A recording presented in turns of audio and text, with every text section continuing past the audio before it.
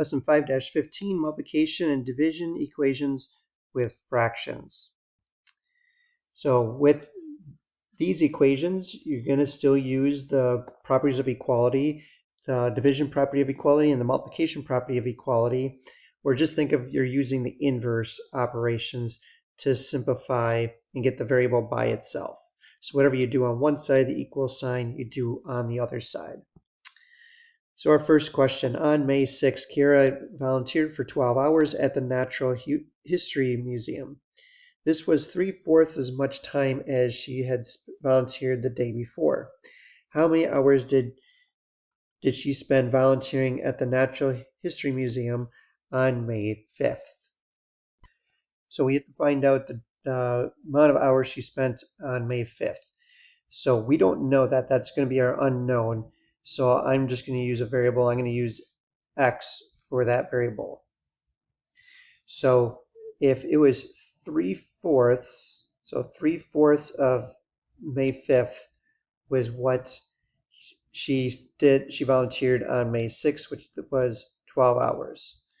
So the opposite of multiplying by 3/4 is multiplied by the reciprocal, which is 4/3.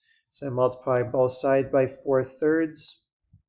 And I'm left with x equaling, and divide by 3 here, divide by 3 here. 4 times 4 is 16, so it'll be 16 hours on May 5th.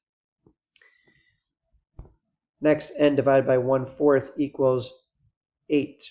So I can really write this a different way, saying n divided by 1/4, which really means I'm multiplying by 4.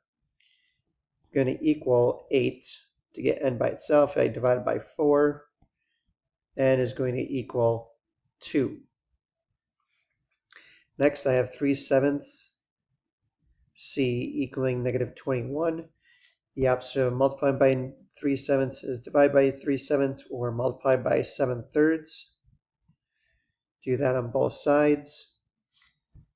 Divide by 3 in the numerator and denominator. We have -7 times 7, which is -49. Next, if I'm dividing by 3/4, this is really saying -5 equaling 4/3. I'm going to make that a -4/3 g. So now the opposite of multiplying by -4/3 is divide by -4/3 or multiply by -3/4. And then multiply by -3/4 on this side. So g is going to equal 15/4. Now just to verify that, if we were to put this on our calculator, so -15 divided by 4 equals -3.75, and if I divide that by parentheses 3/4, we get -5, which is what we had here. Next, solve 2/3 t equals 16, so 2/3 t equaling 16, multiply by the reciprocal, which is 3/2. Divide by 2 in the numerator and denominator, we have 8 times 3. T is going to equal 24. Next,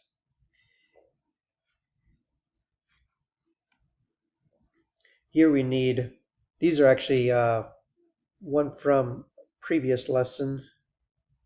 So let's get rid of that one.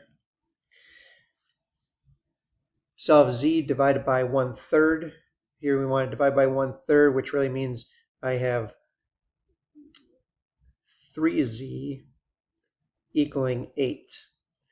So now the opposite of multiplying by 3 is dividing by 3. And z would equal 8/3.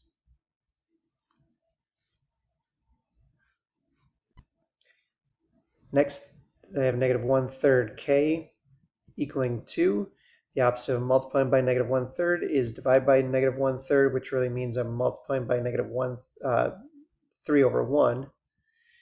multiplied by negative 3 over 1, k is going to equal a negative 6.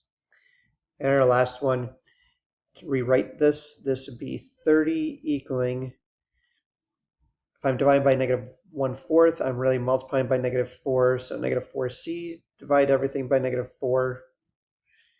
C is going to equal a negative 15 halves. And if I want to just verify it on the calculator,